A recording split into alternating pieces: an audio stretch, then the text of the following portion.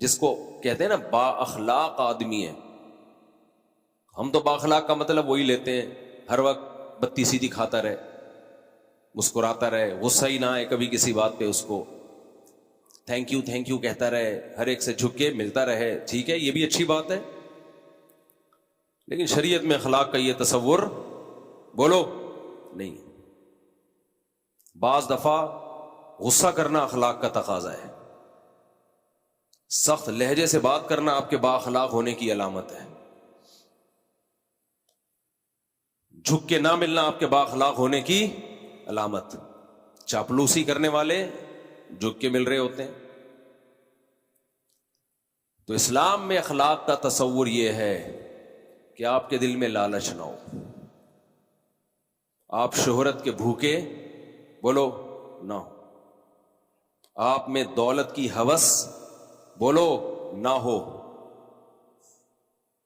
آپ میں تکبر نہ ہو کہ ہم چما دیگرے نیس, میں ہی ہوں دنیا میں ایک پیدا ہوا جس کو سب پتہ ہے, باقی سارے کیا ہیں بے وقوف. اپنی رائے کو ہمیشہ سپیریئر سمجھنا کہ میں غلطی نہیں کرتا, میری رائے ہمیشہ کیا ہوتی ہے درست, باقی سب غلط.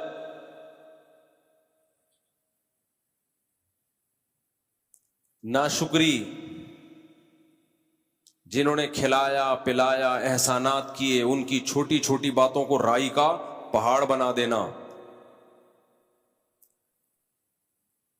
کسی شخصیت کے بڑے ہونے یا چھوٹے ہونے کا لحاظ کیے بغیر ہر ایک سے ایک جیسا معاملہ رکھنا, یہ بھی بد اخلاق کا آدمی کی علامت ہوتی ہے.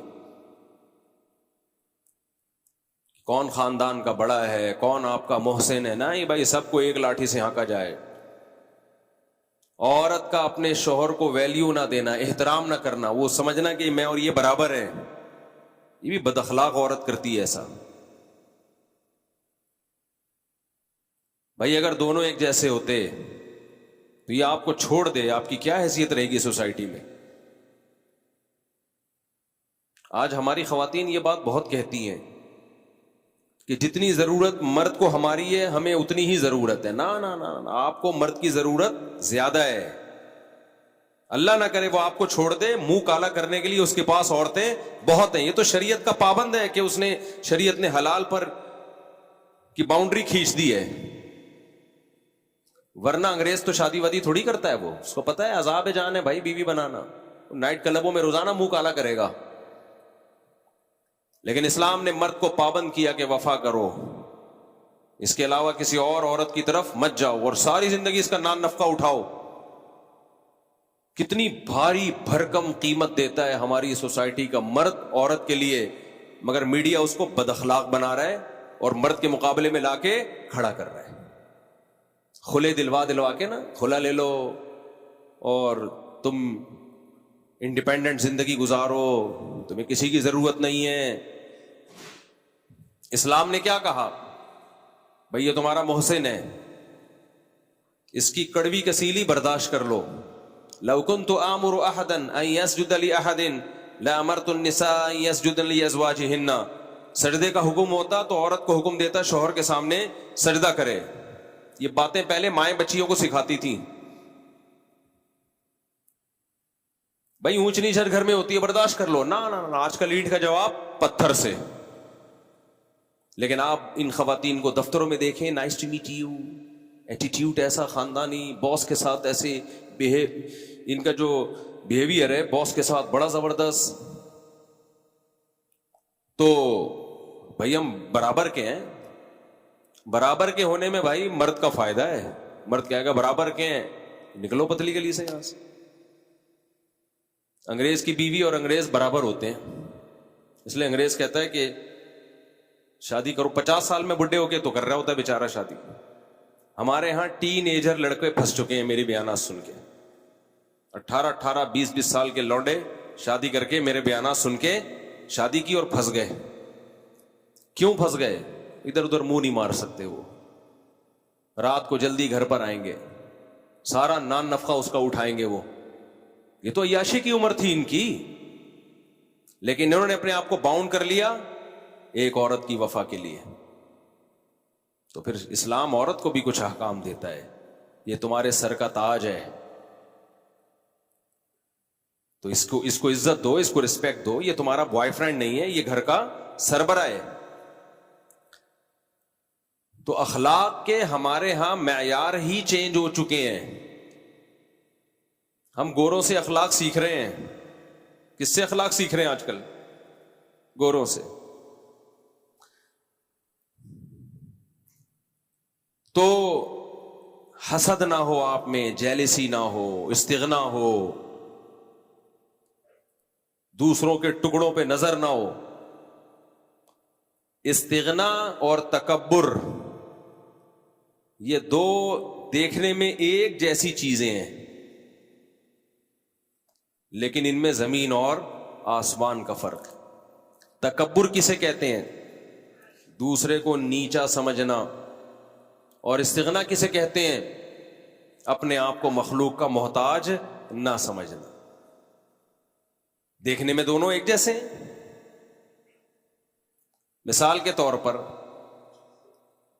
آپ غریب ہیں، مسکین ہیں، کھانے کو روٹی نہیں ہے، آپ کی خودداری یہ کہتی ہے میں کسی کے سامنے ہاتھ نہ پھیلاؤں، میں کسی کے سامنے ہاتھ نہ پھیلاؤں. یہ کیا ہے؟ یہ تکبر ہے یا استغنا ہے؟ بولو نا. یہ استغنا ہے. یہ بری چیز ہے یا اچھی چیز ہے؟ اچھی چیز ہے، یہ پسندیدہ ہے. اس کو خودداری کہتے ہیں، عربی میں استغنا کہتے ہیں. عفت اور پاک دامنی بھی کہتے ہیں کہ اپنے دامن کو داغدار ہونے سے بچا رہا ہے. لیکن یہی معاملہ اگر باپ کے ساتھ ہو، آپ کو روٹی نہیں مل رہی، باپ نے کہا یہ لے پیسے لے، 2 روٹی جا کے لے آ. آپ کہہ رہے ہو ہم کسی کے ٹکڑوں پہ پلنے والے بولو نہیں ہے. وہی ماں کہہ رہی ہے یہ لے پیسے لے کچھ کھا لے جا کے. ہم کسی کے محتاج نہیں ہیں، انڈیپینڈنٹ ہیں، ہم کسی کے ٹکڑوں پہ نہیں پلتے. اب یہ استغنا ہے؟ تکبر ہے؟ یہ تکبر ہے. اس کو کہا جائے گا غیرت لیس آدمی. گالی کو انگلش میں کر لو نا تو مہذب ہو جاتی ہے. غیرت لیس آدمی، تو ساری زندگی باپ کے ٹکڑوں پہ ہی پلا ہے. ساری زندگی کس کے ٹکڑوں پہ پلا ہے؟ باپ اور ماں کے ٹکڑوں پہ پلا ہے. تو آج سینہ چوڑا کر کے کہہ رہے ہیں ہم کسی کے محتاج نہیں ہے. تو محتاج ہے باپ کا بھی اور ماں کا بھی. یہ استغنا کسی اور کے سامنے جا کے دکھایا کر، کسی اور کے سامنے جا کے دکھایا کر. آج ہماری جو ینگ جنریشن ہے اس کو استغنا اور تکبر ان دونوں میں فرق ہی ختم ہوتا چلا جا رہا ہے. بڑوں کے سامنے جھکا جاتا ہے بھائی، اپنے جیسوں کے سامنے انسان اپنی ٹانگ اونچی رکھتا ہے، لیکن خودداری ہے.